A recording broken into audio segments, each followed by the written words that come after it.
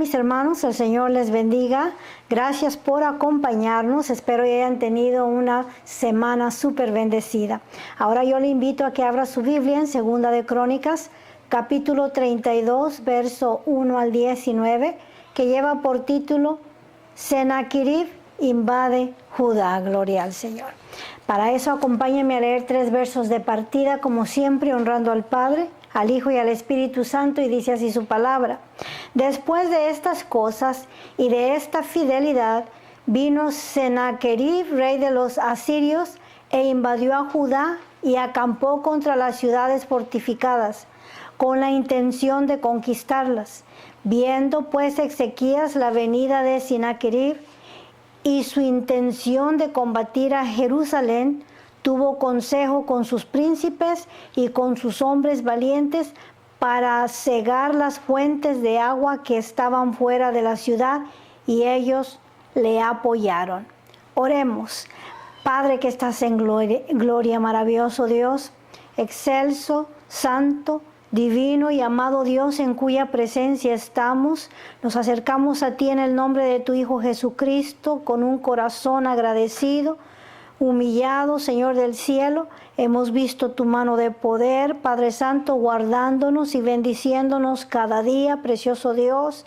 Por eso venimos al Rey que todo lo puede, pidiéndote que en esta hora también alimentes nuestra alma a través de tu palabra, Señor del cielo, que estos capítulos estimulen y despierten nuestra fe, maravilloso Dios. Espíritu Santo, queremos oír de ti, de tu palabra, de tu enseñanza. Por favor, en esta mañana toma entero control de este estudio desde principio a fin. Todo esto lo pedimos en el poderoso y santo nombre de Jesucristo nuestro Señor, y todos decimos amén, gloria al Señor.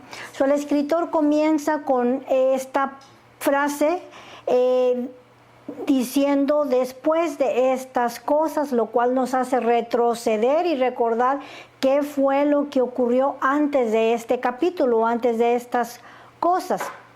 Y lo que ocurrió es que Ezequías buscó honrar a Dios de todo su corazón y decidió establecer en la nación un programa espiritual, comenzando con la limpieza del templo, la restauración del sacerdocio, estableciendo la ley de Dios de nuevo que estaba abandonada, celebrando las fiestas ordenadas por Dios y reorganizando la adoración y el continuo sacrificio de la mañana y de la tarde. Dice, después de esta fidelidad, había fidelidad de parte del líder, lo cual el deseo de este líder era meter al pueblo también en fidelidad a Dios, gloria al Señor. Había ocurrido aquí un gran cambio en la nación, un gran avivamiento. Después de esto, ¿verdad? Hemos dicho en ciertas ocasiones que después de una victoria, después de un momento de gloria, viene el enemigo tratando de robarnos lo que el Señor ha hecho en nosotros y con nosotros. Y ahora viene una gran prueba para la nación de Judá. Sennacherib se ha levantado, el rey de Asiria, para venir a sitiar la ciudad de Jerusalén para tomarla. Leímos ahí, después de estas cosas y de esta fidelidad, vino Sennacherib, rey de los asirios, e invadió a Judá y acampó contra las ciudades fortificadas con la intención de conquistarlas. Después de este avivamiento viene la prueba. Los asirios habían tenido éxito en conquistar sobre Israel, sus vecinos, sobre muchos otros reinos. Ellos eran gente cruel y sanguinaria. La historia registra como a esta nación como uno de los más sanguinarios y crueles de la historia. Mutilaban a sus cautivos, los desfiguraban intencionalmente, sacaban a la gente de su nación y los montaban, si bien les iba, en un caballo, y les tapaban los ojos para esparcirlos por todo el mundo antiguo. De esa manera ellos no sabían a dónde habían ido o qué camino habían tomado, y esto los desmoralizaba para que ellos no sintieran el deseo de rebelarse contra ellos, y así los subyugaban por completo. Y algunos pues les sacaban los ojos, cortaban la lengua, los oídos y la nariz, ¿verdad? Eran extremadamente malos y perversos. Ahora, es por eso, ¿verdad?, que yendo a la historia, también Jonás es puesto en este tiempo. También el Señor lo levantó en este tiempo para profetizar. Y fue cuando el Señor le mandó a Jonás que fuera a Nínive a llevarles un mensaje. Ahora, sabemos que Jonás se negó porque Nínive era la capital de Asiria. Y en primer lugar, él no quería ir, porque esta gente era extremadamente mala y sanguinaria. 2, el otro motivo era porque sabía que el Señor era misericordioso y que los iba a perdonar, ¿verdad? Que se iba a arrepentir de este mal que traía contra ellos. Gloria al Señor.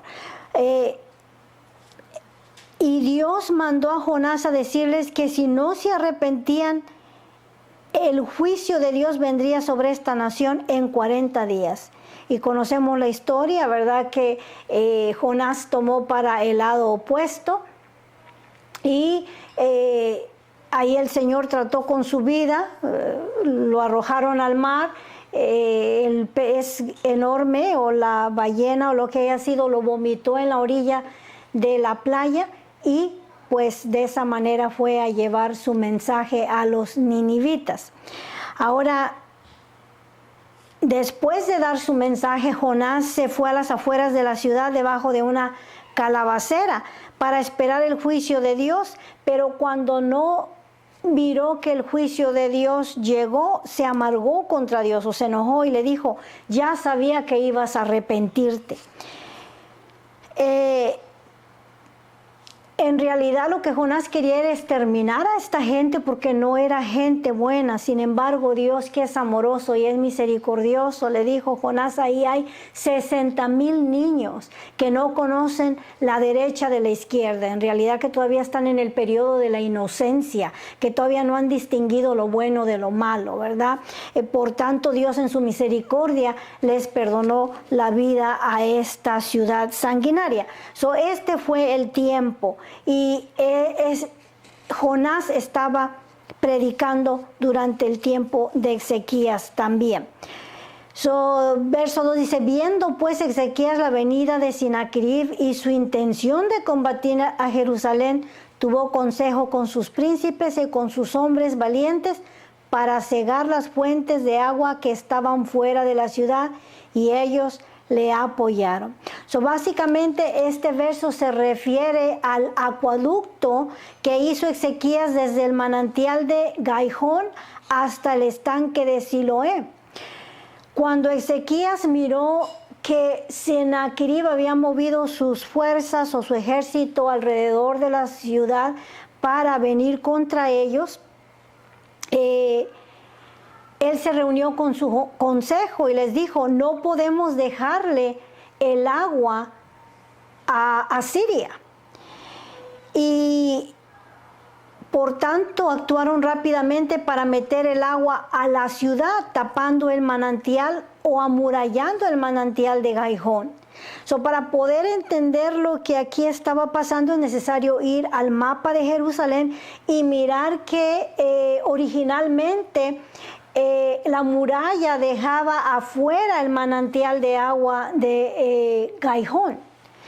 Lo que ellos hicieron rápidamente fue amurallar, ¿verdad? O meter el agua adentro de la ciudad a través de este acueducto. Ahora, originalmente esta ciudad era de los jebuseos y nadie los había podido conquistar a causa de la topografía o del tipo de terreno. Jerusalén está en un monte, está en la montaña y está amurallada.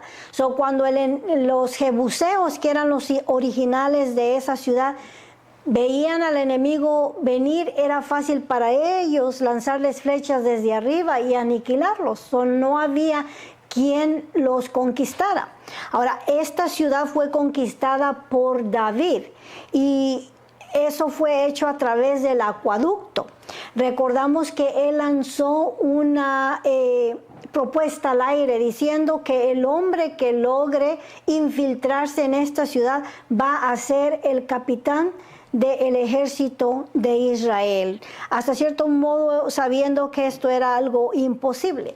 Pero no olvidemos que Joab era anteriormente el capitán del ejército de Israel, pero David ya no estaba contento con el servicio de Joab, pues lo había metido en problema en varias ocasiones, matando a algunos de los generales, tanto del norte como del sur.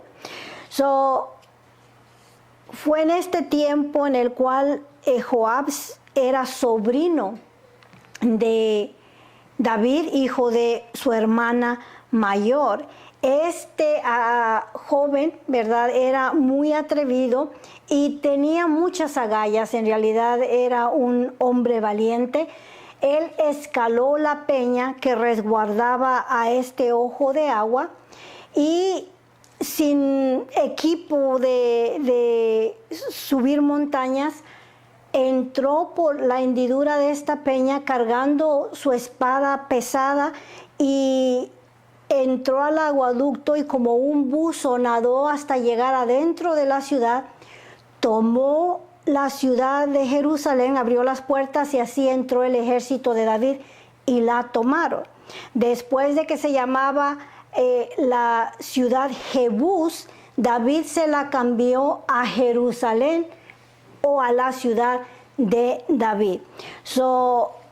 Este era el acueducto al cual se está refiriendo Ezequías y propuso que escondieran el agua para que los asirios no se beneficiaran de ella y les bloquearan el agua. En esos tiempos una de las maneras de conquistar las ciudades era cortándoles la entrada de comestibles y la entrada del agua.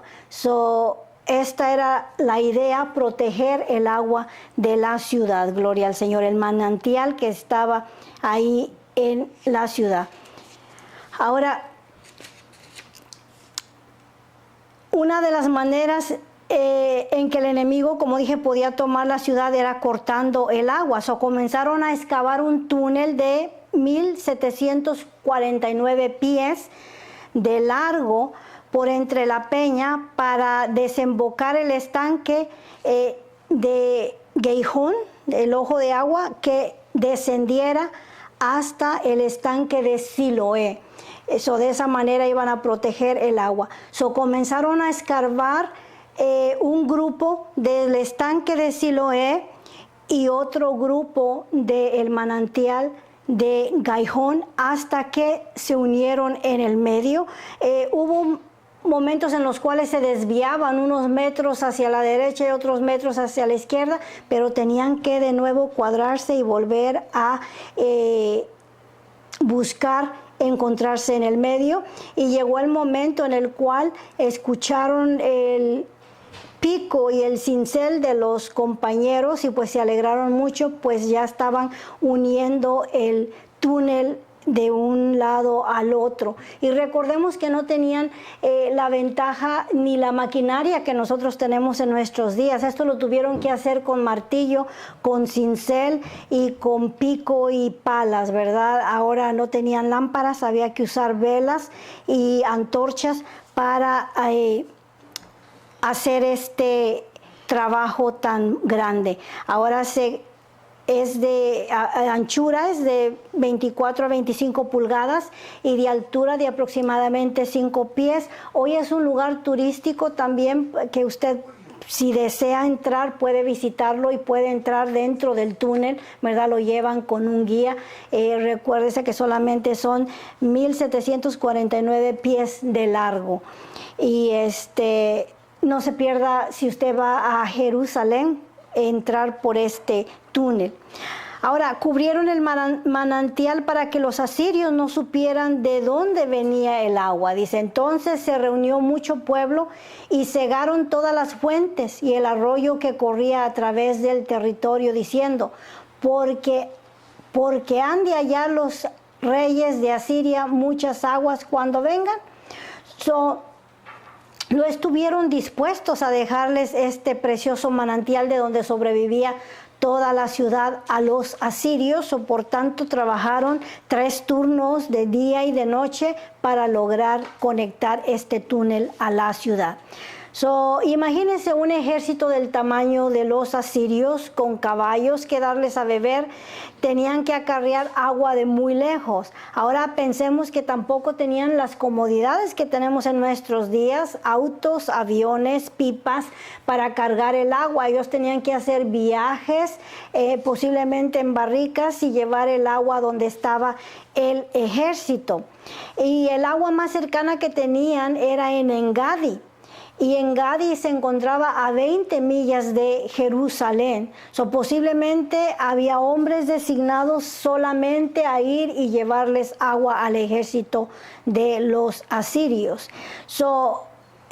Cuando los romanos tomaron Masada en el año 73 después de Cristo, ellos dejaron un camino marcado de donde ellos iban hasta Engedi a traer el agua en medio del desierto. Ezequías se resistió a dejarles el agua e invirtió lo que fuera necesario para esconder el agua y meter el agua en la ciudad. Gloria al Señor. Dice después, verso 5 dice, después con ánimo resuelto edificó Ezequías todos los muros caídos e hizo alzar las torres y otro muro por fuera. Fortificó además a Milo en la ciudad de David y también hizo muchas espadas y escudos. Lo que se entiende de estos versos es que levantó más altos los muros, ¿verdad? Los muros ya estaban construidos. En ciertas ocasiones los enemigos habían venido y los habían derribado y los otros reyes los habían reforzado. Posiblemente a lo que se refiere es levantó los muros más altos para protegerlos de los asirios. Dice, y también hizo muchas espadas y escudos. Esta fue la era de hierro y todo fue en preparación para este momento. Se pusieron a trabajar arduamente preparándose para este momento. Y puso capitanes de guerra sobre el pueblo y los hizo reunir en la plaza de la puerta de la ciudad y habló al corazón de ellos diciendo. Hemos hablado, ¿verdad?, ya de la relación de Ezequías con Dios. El deseo de agradar a Dios, el deseo de meter al pueblo a la adoración y de que caminaran por fe también. Ahora está hablando al pueblo para animarlos, ¿verdad?, para hacerles ver que el enemigo está afuera y tiene cierto poder porque ha dominado a todo el mundo antiguo, pero el Dios que servimos tiene más poder, ¿verdad? Vemos aquí un hombre de fe, pero que también está obrando, ¿verdad? Tiene fe, pero también se está preparando. Está confiando en Dios para su salvación, pero también está haciendo armamento, también se está organizando, también está metiendo el agua a la ciudad para poder sobrevivir este sitio. Ahora vemos que levantó también los muros con este mismo propósito. Se está preparando, gloria al Señor. Dios siempre espera que oremos, pero que actuemos.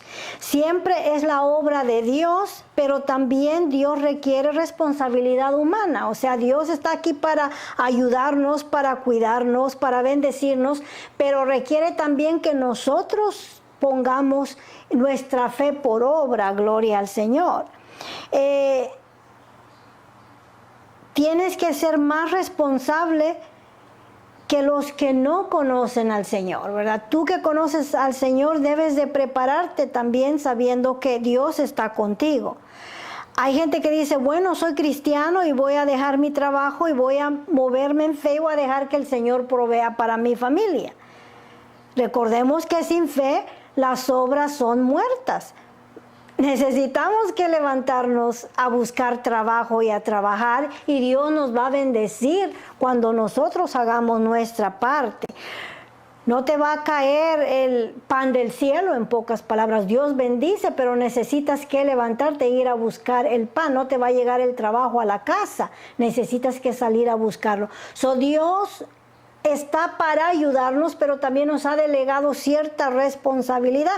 La fe sin obras es muerta, necesitamos obrar. Si vienen y te quitan y te sacan de tu casa porque no has pagado la renta, no puedes culpar a Dios. Eres tú el que no está siendo responsable saliendo a trabajar para proveer para las necesidades de tu familia. También, gloria al Señor. Aquí miramos a Ezequías, que está confiando entera y completamente en el Señor. Vamos a mirar el discurso que le da al pueblo, pero al mismo tiempo está haciendo su parte, ¿verdad? Se está preparando, gloria al Señor.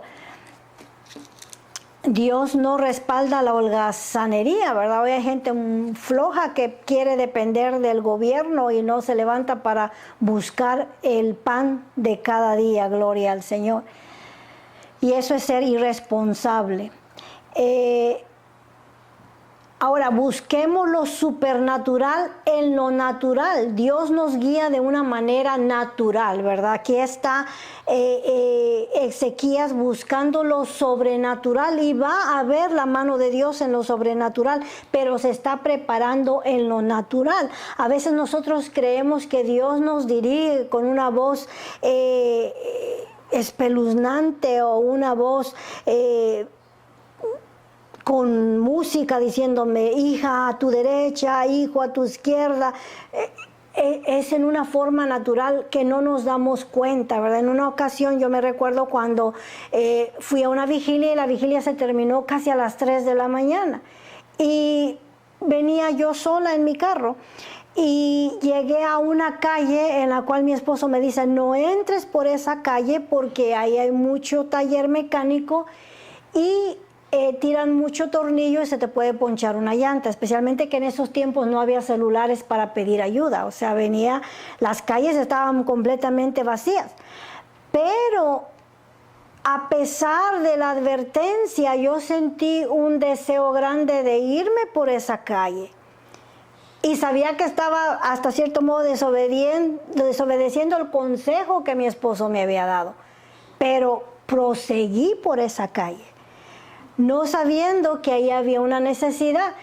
Al pararme en la luz, al haber cruzado ya todo ese pedazo de talleres mecánicos, vino una señora y me tocó la puerta, una anciana. Y me dice, de favor le pido que me dé un raite, los buses ya no están corriendo. Y me dejó el último bus y no sé cómo regresarme a casa. Entonces comprendí que a pesar de la advertencia era el Señor que me quería llevar por ese lugar porque había una necesidad. Dios obró en una forma sobrenatural para esta señora, pero de mi parte obró en lo natural porque para mí fue muy natural irme por ese lugar. Pero ahí había una necesidad. De esta misma manera, todo parece que se está dando naturalmente, pero Dios está obrando también. Lo sobrenatural trabaja en una forma natural, en pocas palabras, gloria al Señor. Ahora, dice, esforzaos, este es el mensaje de Ezequías para el pueblo, esforzaos y animaos. No temáis ni tengáis miedo del rey de Asiria, ni de toda la multitud que con él viene, porque más hay con nosotros que con él, gloria al Señor. Ahora Ezequías anima al pueblo a no tener temor. Ahora estamos hablando de que abajo de la muralla de Jerusalén está el ejército asirio, 185,000 soldados, con sus carros arreglados, listos para encontrar la manera de tomar a la nación de Judá. La gente está atemorizada y el mensaje de Ezequías es: no temáis, animaos, esforzaos, ¿verdad? Había que esforzarse para no caer en manos de los asirios, que ya se habían llevado a los de Israel, las tribus del norte. Con él está el brazo de carne, mas con nosotros está Jehová nuestro Dios para ayudarnos y pelear nuestras batallas. Las palabras de Ezequías les está diciendo: nosotros nos preparamos con armamento, escudos, flechas y lanzas. Hemos puesto capitanes sobre las familias para pelear, pero nos hemos preparado, pero el que va a pelear por nosotros es el Señor. Anímense, esfuércense. Y el pueblo tuvo confianza en la palabra de Ezequías, rey de Judá. El pueblo fue fortalecido a través de estas palabras simples que él les habló. Estas eran las palabras de un hombre fiel a Dios y que buscaba agradar a Dios y que estaba confiando en Dios de todo su corazón. Después de esto, verso 9 dice: Sennacherib, rey de los asirios, mientras sitiaba a Laquis. Laquis es una ciudad filistea para el área de Gad, que también es una ciudad filistea. Estos eran los lugares donde a Sansón le gustaba frecuentar.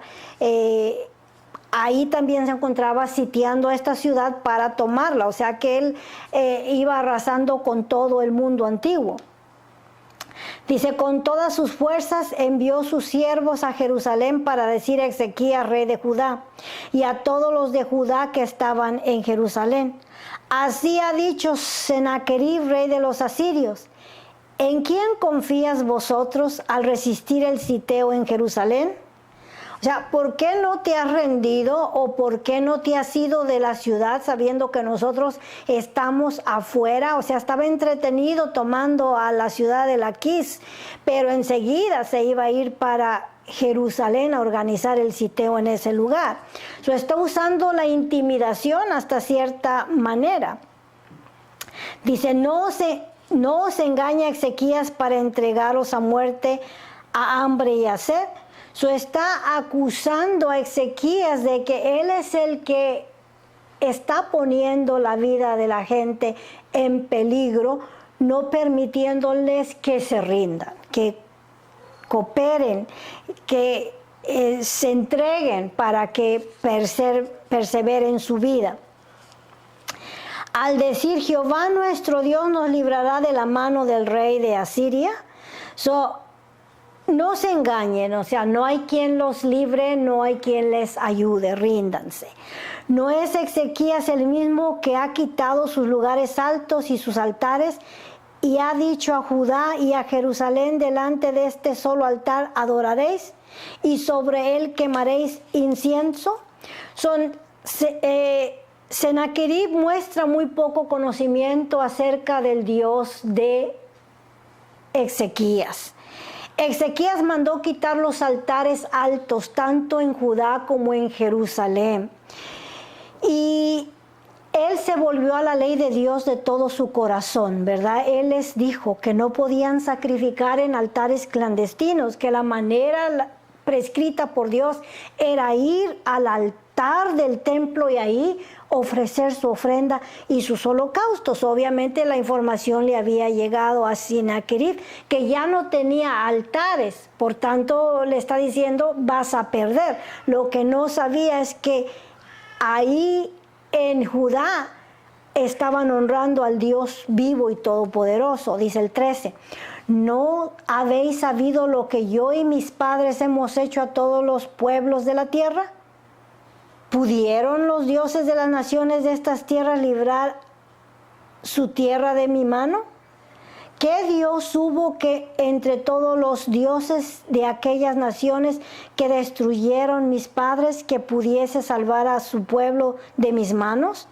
¿Cómo podrá vuestro Dios libraros de mi mano? El lenguaje de Sennacherib es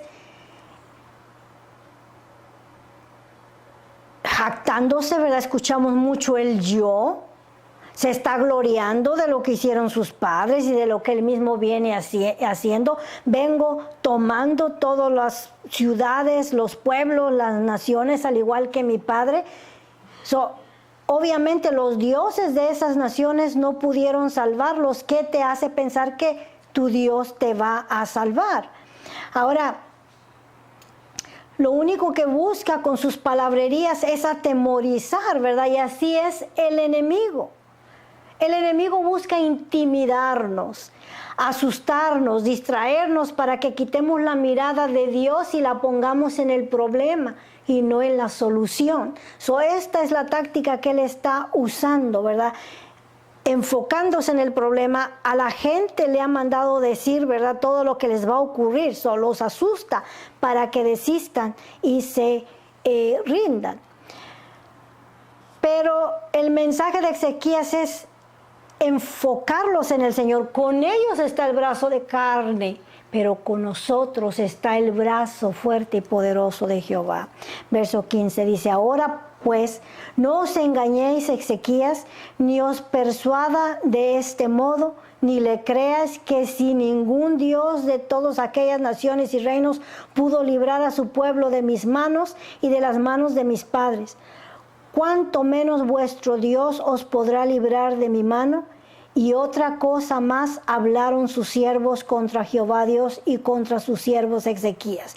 Yendo a Primera de Reyes capítulo 18, hay más información acerca de las blasfemias que los soldados le estaban hablando a los soldados de Jerusalén en su misma lengua para que entendieran. Los estaban hostigando, hablándoles de lo que les iban a hacer, ¿verdad? Los vamos a llevar cautivos y los vamos a mutilar y vamos a matar a sus hijos y a sus mujeres, usando intimidación para que se rindieran. Dice, además de esto, escribió cartas en que blasfemaba contra Jehová, el Dios de Israel, y hablaba contra él, diciendo: como los dioses de las naciones de los países no pudieron librar a su pueblo de mis manos, tampoco el Dios de Ezequías librará el suyo de mis manos. Y clamaron a gran voz en judaico al pueblo de Jerusalén que estaba sobre los muros, para espantarles y atemorizarles a fin de poder tomar la ciudad. Podríamos decir que era una guerra psicológica la que estaban emprendiendo, ¿verdad? Usando el miedo, la intimidación, inflando las circunstancias para atemorizar al pueblo, ¿verdad? Diciéndoles cómo les vamos a sacar los ojos, la lengua, la nariz. Todo esto era para que se rindieran.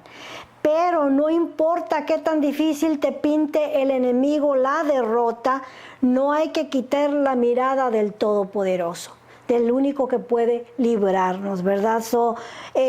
La lucha era grande, la amenaza era terrible, pero el Dios de Judá, el que estaba de parte de ellos, es todopoderoso. No hay cosa difícil para Dios. Dice, y hablaron contra el Dios de Jerusalén como contra los dioses de los pueblos de la tierra, que son obra de manos de hombres.